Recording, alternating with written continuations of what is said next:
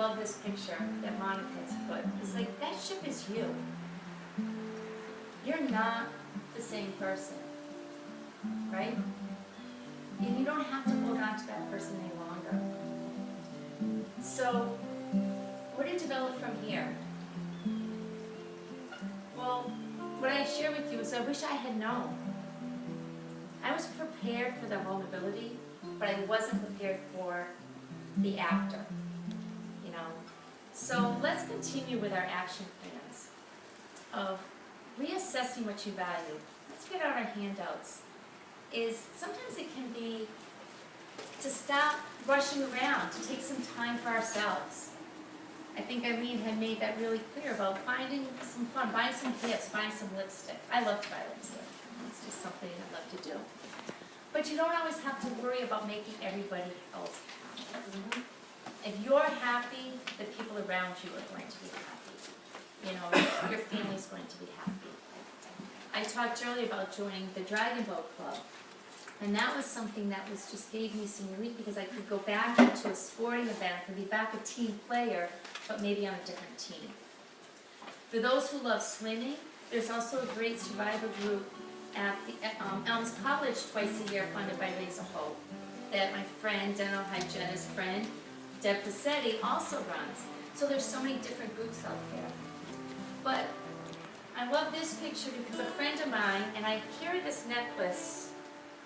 I usually wear this necklace, but it didn't match my outfit. And it's sea glass.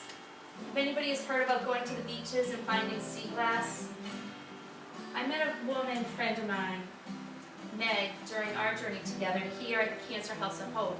And she couldn't wait to finish treatment just to go to the beach and find sea glass. That was her goal, is I just want to go to the beach and find sea glass. Well, she always goes to the beach and finds sea glass. She's now on a dragon boat team. She gave me a necklace with the sea glass. We all have a piece of sea glass. We all have a dragon on it, for the dragon.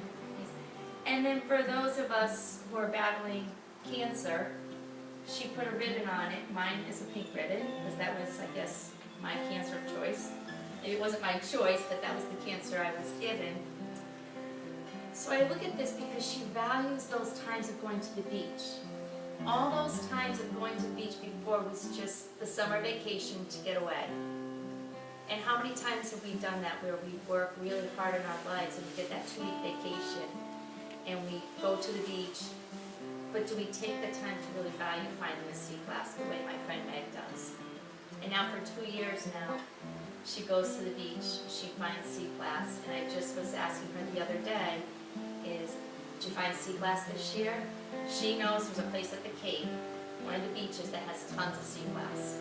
So she always goes, but she still doesn't tell me where it is.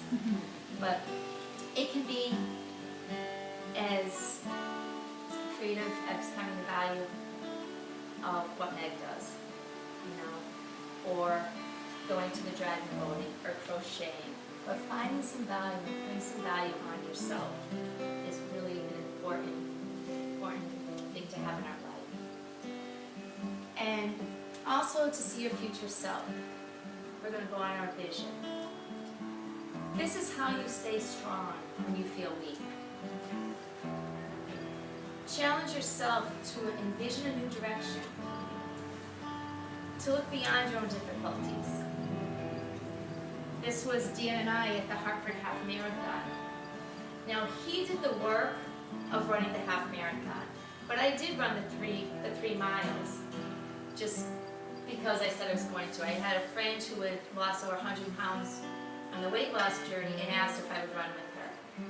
So my focus was on her, and that was my vision. My focus was so much on her running, and she had never completed a 5K before running.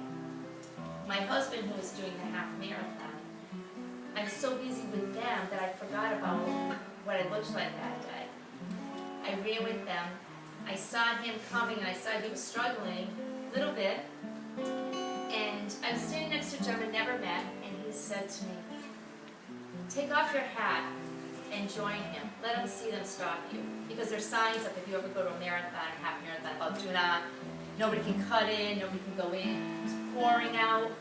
I had already run the 5K, changed, had Uggs on, nice warm pants, my wool hat. And he said, take your hat off and go with them. So as he came around the corner, I took my hat off, I came in line. People cheered us on like crazy. Now here we walked in this arm in arm. But what a way to get him through the end, right? It was just a good thing, and then it ends up on the front page of the newspaper. So I'm encouraging you that, and I show you this is because vision your future. Take it away from yourself and envision other things for other people. And I think you're going to see that that helps us all to heal. So if anything that I shared with you today has resonated, I invite you to, stay in touch with us. You've signed up, we're going to be sending you some newsletters and things that we want to be able to share with you. From Deborah's book, to Survivor Journeys, to Cancer House of Hope, because there's a lot of support. But now we're going to come into our vision. And you guys are all going to create your own vision for the future. Okay? What we're going to do is we're going to take out our papers, and we're going to write a letter to ourselves.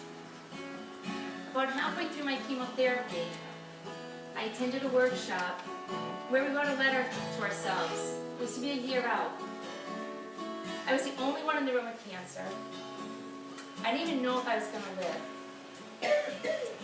Remember, I was in active treatment. I was bald, and I hadn't even begun radiation therapy.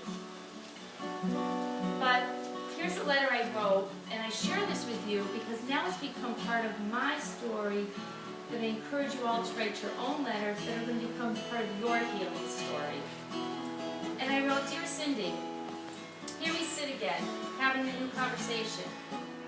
I want to thank you for your courageous fight you're so bravely battled and conquered. You cried a lot. I cried a lot. But that was the feminine side of you people love and we're missing.